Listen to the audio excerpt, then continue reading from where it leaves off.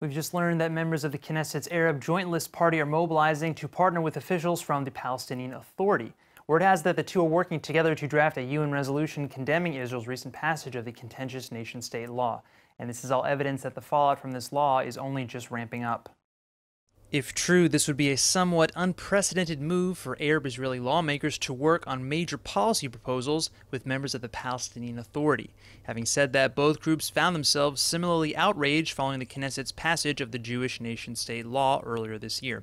Proponents say that this law merely enshrines the country's Jewish identity into its de facto constitutional basic laws, but critics near and far accuse this law of making non-Jewish citizens of Israel essentially second-class citizens and of laying down the legal framework for an apartheid state. Indeed, these were among the charges made by Arab Knesset members in Israel's parliament shortly after the law narrowly passed its final vote.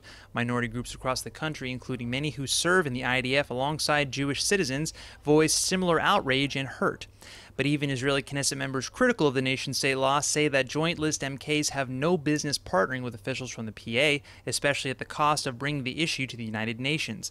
But the contentious nation-state law would almost certainly be on the international agenda regardless. Nations around the world have voiced their extreme concern that Israel's new direction is headed towards systemic discrimination.